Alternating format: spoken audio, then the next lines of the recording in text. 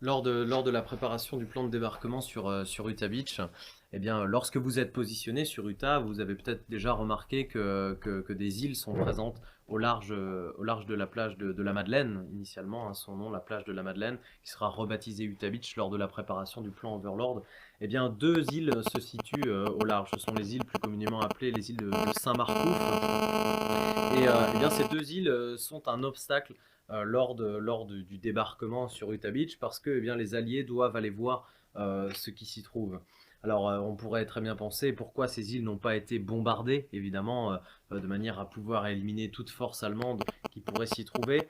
Mais évidemment, eh bien, si on bombarde ces zones, eh bien, c'est évidemment dire on arrive. Donc, ces îles ne pourront pas être bombardées. Et elles vont devoir être examinées, si je puis dire, eh bien, par des hommes qui devront y débarquer juste avant 6h30, heure à laquelle les hommes doivent débarquer sur Utah Beach. Le genre de mission qui est confié notamment à eh bien, prendre des petits territoires comme ça, des petites îles, de manière vraiment très discrète, eh bien, ça, c'est des missions qui pouvaient généralement être données aux rangers. Le problème, eh bien, c'est qu'à ce moment-là, les rangers sont positionnés sur d'autres endroits, hein, sur Omaha Beach, sur la pointe du Hope. Et donc, eh bien, cette mission de prendre les îles Saint-Marcouf va être confiée au deuxième et quatrième squadron de cavalerie, qui vont avoir pour mission de prendre ces deux îles. Alors, comment cette mission va se passer? Eh bien, entre 4h et 5h du matin, on va envoyer deux petits canots pneumatiques qui vont comporter deux hommes à chaque fois. On va en envoyer un sur l'île de Terre, qui est l'une des îles Saint-Marcouf, et l'autre eh bien sur l'île du Large, qui est la deuxième île de Saint-Marcouf.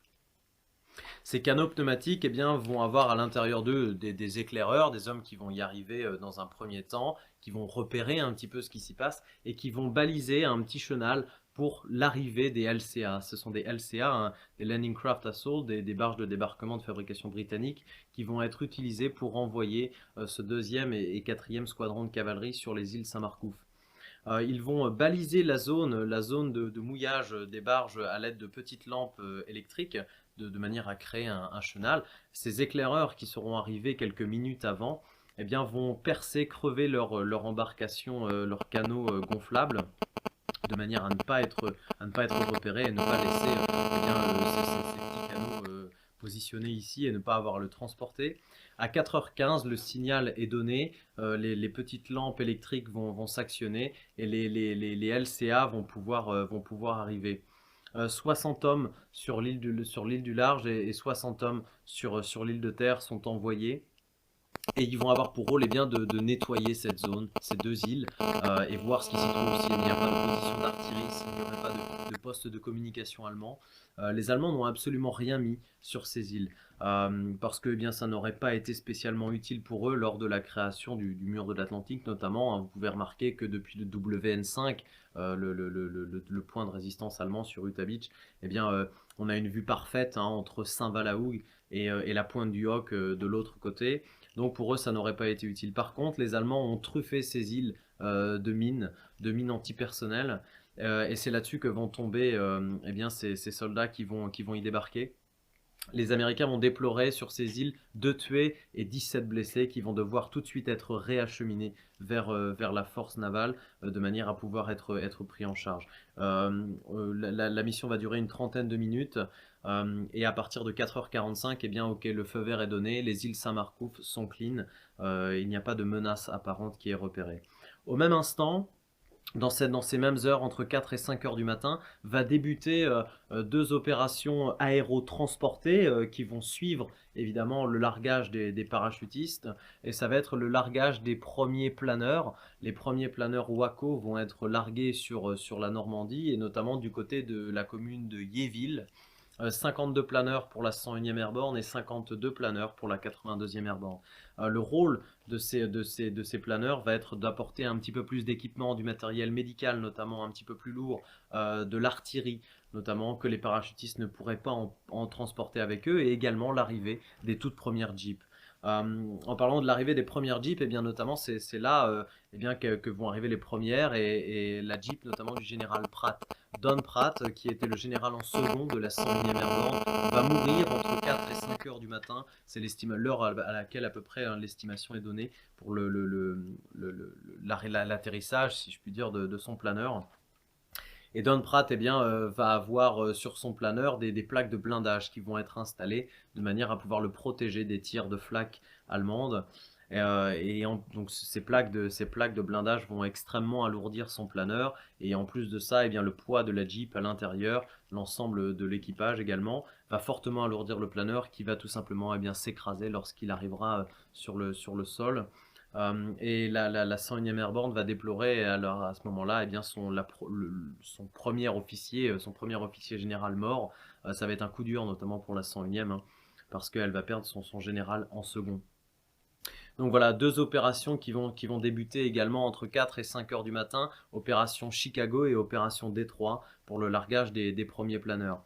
Il faut savoir que donc, quand on parle de l'opération Overlord notamment, eh bien c'est évidemment l'opération de libération de la Normandie, et à l'intérieur de cette opération Overlord vont se décliner différentes opérations, opération Neptune notamment, opération Détroit comme on a pu le dire, Chicago, Albany hein, notamment, et différentes petites opérations qui vont constituer à l'arrivée eh bien, des hommes sur le territoire normand, le début de l'invasion. Voilà un petit peu hein, comment tout ça va se dérouler, et notamment eh bien, l'arrivée à un petit peu plus de matériel, notamment pour les médics para hein, qui vont avoir très peu de matériel, eh bien, vont pouvoir s'approvisionner, notamment grâce à l'arrivée des premiers planeurs et l'installation des premiers hôpitaux, et ça on en reparlera un petit peu plus tard dans l'année. Il est 4 heures du matin, nous sommes toujours sur le secteur de WN5, tandis qu'aux alentours, les parachutistes américains qui sont tombés dans la zone de marais tentent de s'en extirper et engagent les premiers combats avec les patrouilles qui ont été lancées à droite à gauche pour essayer de tester la résistance ennemie. Les troupes allemandes sont désormais en alerte et pour beaucoup d'entre elles vont être confrontées pour la première fois à un engagement majeur. Alors, la question qui se pose à ce moment où finalement nous n'avons pas encore une actualité aussi intense que dans les heures qui vont venir, c'est comment en est-on arrivé là? Comment expliquer que finalement, à un moment donné, des troupes américaines décident de débarquer sur les côtes de Normandie pour combattre des troupes allemandes qui se sont retranchées dans un système défensif? Tout repose sur la logique globale du conflit et sur les choix qui ont été faits par Hitler à partir de 1942, compte tenu de la situation du front, notamment sur la partie Est.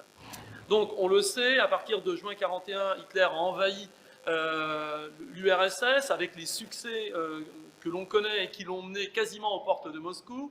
Mais finalement, à partir de l'été 1942, la situation s'infléchit. Hitler commence à accumuler des défaites ou un essoufflement de ses troupes, que ce soit donc sur le front Est face aux Soviétiques, que ce soit dans la partie également méditerranéenne, notamment en Afrique du Nord, où le brillant général Rommel subit à son tour des revers. Et globalement, il apparaît évident maintenant que la stratégie offensive liée à la Blitzkrieg ne va plus être autant d'actualité, et qu'Hitler va devoir concentrer l'essentiel de ses efforts à conserver ce qu'il est parvenu à conquérir. Donc, il va devenir nécessaire pour lui de mettre en place un système défensif, notamment sur le littoral européen ouest, pour préserver les côtes de l'éventualité d'un débarquement qui pourrait être organisé par les anglo-saxons et dont on ne sait pas exactement où il peut avoir lieu. Tandis qu'à l'opposé, sur le front Est, il va s'efforcer de relancer l'offensive à partir du printemps 1943, mais rapidement s'apercevoir que l'armée russe n'est plus la même que celle de 1941, et qu'il va donc falloir renforcer, une fois de plus, les unités présentes dans cette zone du front. Pendant ce temps, sur les côtes, depuis les pays scandinaves jusqu'à la frontière espagnole, les troupes allemandes vont établir un immense mur de béton qu'on va appeler Atlantic Wall, le mur de l'Atlantique, et qui est censé protéger toute l'Europe de l'Ouest d'une incursion et permettre aux Allemands de se retrancher derrière de puissantes batteries d'artillerie lourde, on en a parlé il y a quelques instants, derrière des réseaux complexes formés de barbelés, de champs de mines, de positions mitrailleuses, d'encuvements pour les mortiers, et garnis avec une multitude de troupes. Normalement, grâce à tout cela, un deuxième front à l'ouest ne peut pas être ouvert, c'est du moins ce qu'espère Hitler, et on va voir que dans les heures qui suivent, ces espoirs vont être déçus.